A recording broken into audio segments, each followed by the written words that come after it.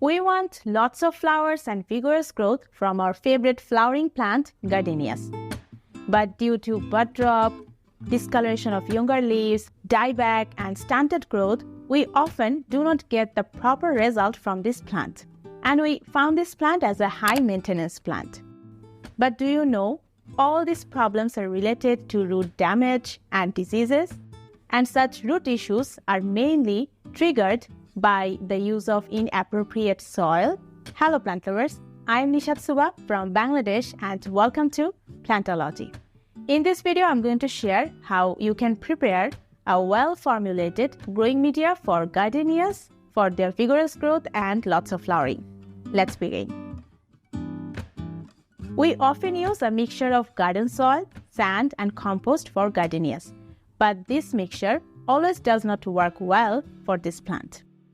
During preparing soil for a gardenia plant, make sure your soil has 3 features. Number 1.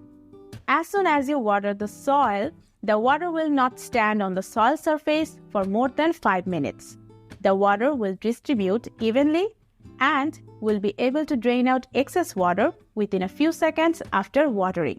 Number 2. Gardenias prefer to keep their roots always hydrated, so they require good moisture-retentive soil, but not water. Soggy or saturated condition can derive root rot. And number 3, the most important one, is the soil should be slightly acidic in pH, which means on pH scale, the value should be lower than 7, and it can be between 5.5 to 6.5. Generally, this soil acidity mainly handles the overall growth of a gardenia plant by availing a certain type of essential nutrient element. So based on all these features, I came up with a soil mix recipe that is well-draining, good water retentive, and acidic in nature. First, adding 2 parts garden soil. The pH of my garden soil is 7.6, which is slightly alkaline. Try to use soil that has a near 7 pH value. Next, adding a part of refined coco peat, and its pH is approximately 5.8 to 6.8, which means it's slightly acidic. Next, adding a part of shredded coconut husk chips, and its pH can fluctuate between 5.2 to 8. If the cocoa coir is well washed, then the pH could be between slightly acidic scale, so it's better to wash properly before use. Next, adding a part of tree bark. The pH of most kinds of tree bark is around 2.2 to 4.7. I have used Sweetenia macrophylla or mahogany tree bark. You can use orchid bark or pine bark as an alternative. Then adding a part of rice husk. At the initial stage of rice husk decomposition, the pH value decreases to 6.1 due to the production of organic acids. But later, the pH value increased and ended up as a slightly alkaline product. Then adding a part of wood charcoal to improve drainage, and its pH value can fluctuate between 4.5 to 8.5. Then adding 2 parts of vermicompost or worm casting. It's rich in nutrients, and a study showed that the pH value of vermicompost can be between 7.2 to 8.4, which is slightly alkaline.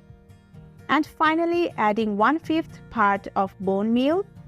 Now, the bone meal is more effective in soil with a pH level under 7 or less 7, because it contains calcium and phosphorus, which raise the soil pH.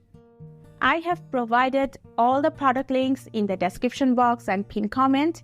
And also, if you found this video is helpful, then it will be highly appreciated if you hit that like button and also support this channel by subscribing. Then mix all together. Most of the ingredients I have used are slightly acidic and some are slightly alkaline, such as vermicompost, bone meal, which will prevent the soil from getting highly acidic. Now, I just repotted a gardenia plant.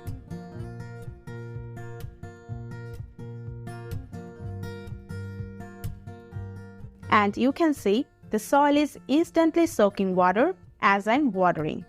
The soil drains out excess water, so it will hold sufficient moisture and is slightly acidic. In acidic soil, a certain type of essential nutrients become available, such as iron, manganese, and boron, and gardenias require these elements for their proper growth. Slight deficiency can lead to bud drop, discoloration of younger leaves, and stunted growth. But here, not everything has been done. You need to maintain the soil acidity every 2 to 3 months by using chelated iron or soil acidifier. I provided a separate video on this Gardenia soil acidification. Here is the link. Check that out if you want to learn more.